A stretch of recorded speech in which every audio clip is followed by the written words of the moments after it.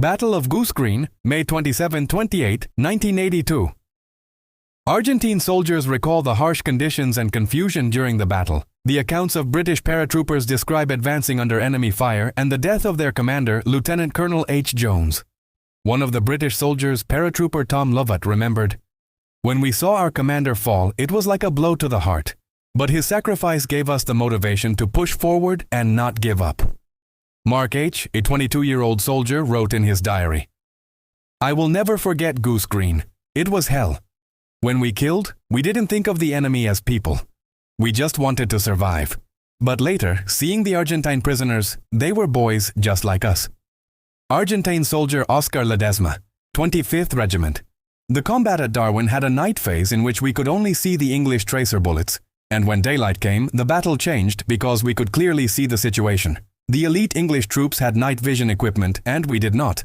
My position was camouflaged, practically invisible to the enemy because of the terrain formation and the base of Darwin Hill. I was operating the Mag 7.62 machine gun and had an assistant for ammunition. All kinds of artillery shells and mortar bombs rained down on my position, but there were never any casualties. However, we could feel the shockwaves and heat of the explosions. At one point in the battle, the British tried an attack maneuver and threw smoke bombs, but by bad luck, the wind suddenly changed. I saw at the top of the hill a radio operator about 35 meters away and took him down with a precise burst. Later, I learned that he was the best friend of Lieutenant Colonel Jones, commander of the elite British paratroopers. Jones launched himself desperately into the attack, believing he had found the mag.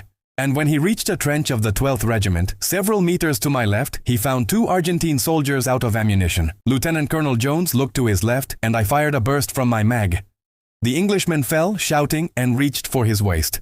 I fired again, and the commander fell dead instantly.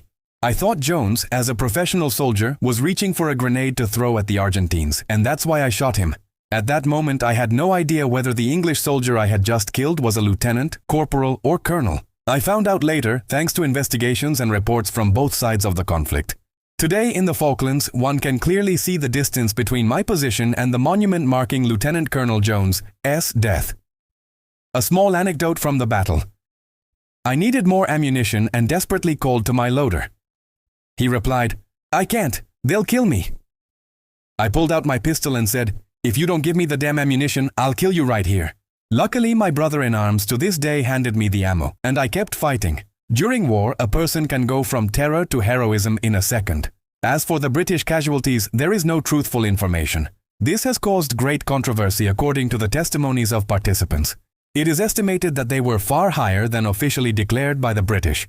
Former Argentine soldier Hector Medina confirmed that he observed a significant number of British casualties during the battle, and believes those numbers are not fully reflected in official British reports. Argentine Captain Hugo Roberto, who was commander of the 5th Marine Infantry Battalion during the conflict, stated in an interview that British casualties could have been much higher than officially reported, since British officers themselves mentioned this informally after the war. According to Roberto, British losses may have been 3 times greater than Argentine ones, although these claims have not been corroborated by official British sources.